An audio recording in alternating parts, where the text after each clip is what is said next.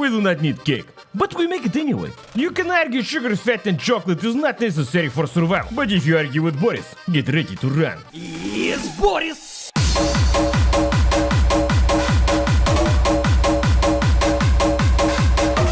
This is cake Spartak. Basically медовик honey cake with chocolate. So if you already know the recipe, you can skip this one. Also known as the chocolate cut into медовик cake, Spartak use chocolate dough instead of the basic. Spartak is one of the most recognizable celebration cakes from the Soviet Union. And the name Spartak has so many mythical origins you might as well make up a story of your own. They say it is widely believed that the FC Spartak sports club originating in Soviet Union was the birthplace of this name, but somehow I do not see some comrades chasing a ball down the field as being a big inspiration for cake. Take 100 grams of sugar and caramelize on medium heat. Making this cake, I always feel like a divorced father of two, and not only because it feels like it takes the effort of 3 people to make this cake, but the sheer sugar and fat amount in this dessert feels like some strange comfort food to get over big problems in your life, even though in reality my biggest problem every day is choosing what mayonnaise to put on my buterbrot in the morning. Shit,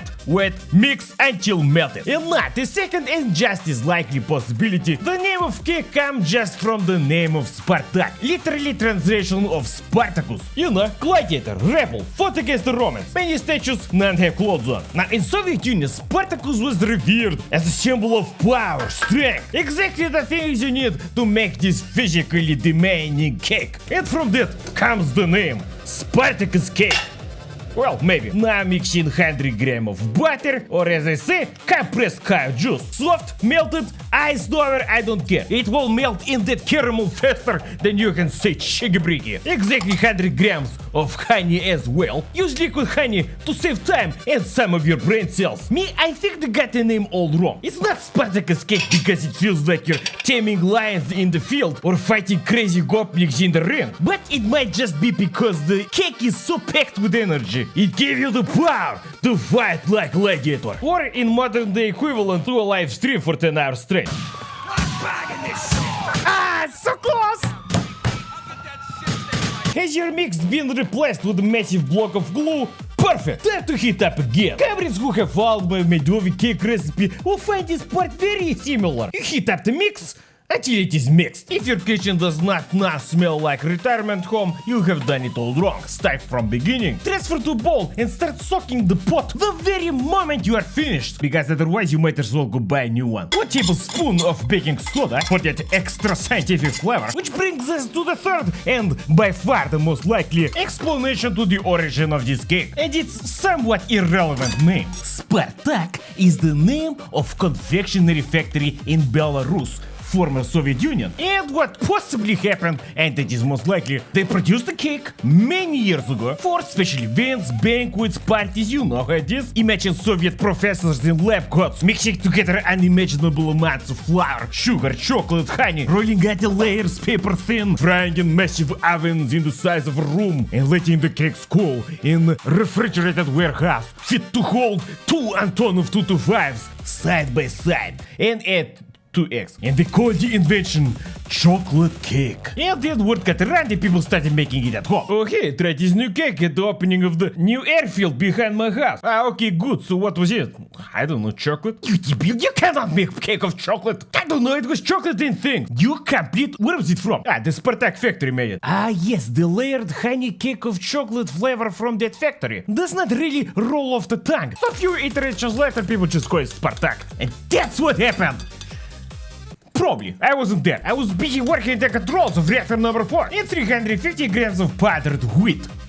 Or flour if you're basic. Some 40 grams of cocoa powder, a teaspoon of salt to keep things interesting, and mix until you're bored. Now that you have gotten this far in the recipe, it is time to warn you, it might take actually some 3 hours to prepare the cake on normal speed, maybe even an hour if you do it fast. And then some 6 more hours to wait in the refrigerator. So not exactly something you can whip up when your guests are arriving, unless they're just boarding the plane from Australia. Now we start preparation of the most time-consuming part of recipe. It is the layers, exactly 5 microns thick. Anything more than that, blin, you might as well be pouring concrete. Cake Spartak and other culinary specialties like this rose to popularity in the late Soviet period, especially the 70s, when these elaborate homemade cooking celebration cakes became a thing of pride. Sure I can cook, blin, I can do it as good as the factory. Or in the case of salad Olivia, now known as the Russian potato salad, people felt like they are fit to cook for a Tsar. This and other fantasy stories now available in the most recent book, Boris and the Chocolate Factory, Delusions from the Soviet Union. Spartak usually made from 6 to 12 layers, with frosting in between. This amount makes for exactly 8-layer cake, and is designated for a 22 centimeter cake tin, that is 8 and 21/32 of an inch, or 0.00013 miles. You see, I care. The popularity of complex cakes like this, instead of making blins every day, was increased mainly due to the scarcity of professionally made luxury desserts. Sure, cafes existed, but you couldn't use your food stamps to buy the cake. But you could get your hands on the ingredients. And so, over time, many families developed intricate baking traditions at home. So, complex cakes like the Spartak were much more than just the explosion of taste in your face, but also hospitality and patience. It does take 12 hours to make. Take cake tin. Once dough large enough, you could just press out the shape. Close enough. Edge, you keep edge. Edge you bake with base. It is cake base, not hard base. This excess edge will serve as the crumbs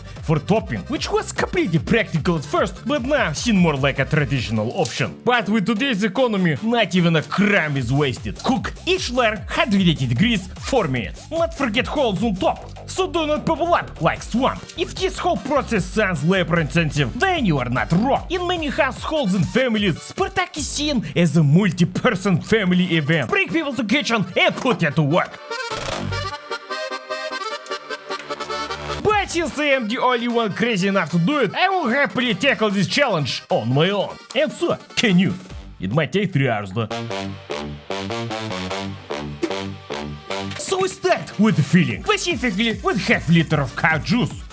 Milk. Now, if you have heard of Spartak and seen and tried it before, prepare to be confused, because most commonly modern versions are made with mascarpone or some of that melted chocolate that drips from the side, some cream cheese frosting, some whipped cream, berries. No, we do none of that here. Welcome to 1970, my friend. You add 3 egg yolks to the milk and start making crème pâtissière, or simply pastry cream if you do not want to have your throat exercises today. Add 100 grams of white sugar, and as you can see, there is minimal to no eyeballing of any component weights in this recipe, because simply the amount of time it takes to make this cake, you do not want to get it wrong. Add 40 grams of starch. Potato starch, obviously, if you're living in the 70s Soviet Union, but cornstarch is very acceptable alternative if you're living in Western Union. A bit of salt, half teaspoon. Now this is something that will only be available to the science workers of the factory, at least at that time. Essence of vanilla, 4 drops and you're fine. But if you do want to be completely accurate, you will not have it. To add essence and flavor to your cake, you would otherwise have vanilla powder or vanilla sugar. But let me tell you, even that is rare. Rarer than a smiling face on the streets of Eastern Europe. What you would more likely have is a dried or fresh citrus fruit peel to add more sophistication to your food. But people watching will know that was rare. So rare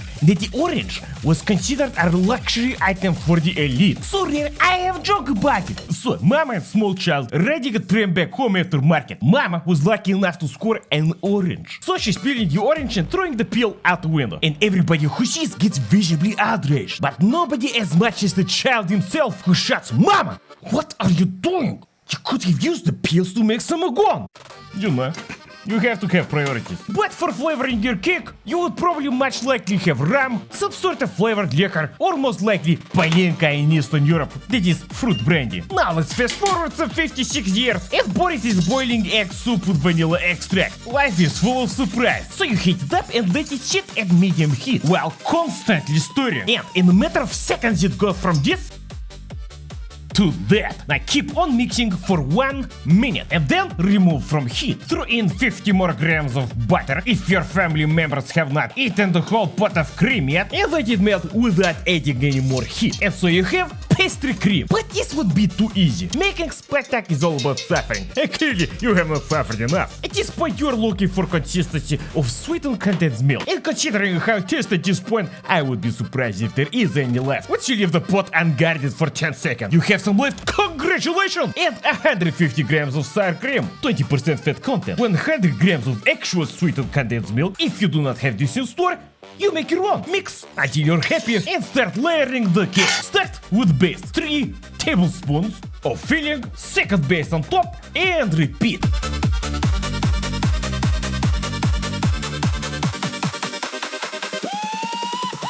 Cover sides with rest of cream, so no part of any layer of the base is uncovered. This moistens the base and makes Spartak into Spartak. Unfortunately, you're not done yet. Here comes the last part, I promise. Bring out the scraps, if your family hasn't eaten them all, and crumble them into a ball, so that no part is wasted. Everything you use, you eat, and only byproduct you should have is pure exhaustion and beautiful dreams about eating Spartak cake the next day. Cover the top, cover the side, because every part of cake is where flavor hides. Now, as a sacrifice for purely scientific reason, I did refrigerate cake for only 3 hours, just to confirm the cake is only half ready. I mean, it looks alright. And if you got served this the first time in your life, you would not even know anything is wrong. You see, at 3 hours, the moisture has not soaked the dough layers completely yet. Although looking fine, it does not taste as good as it can. And that is a signature identifier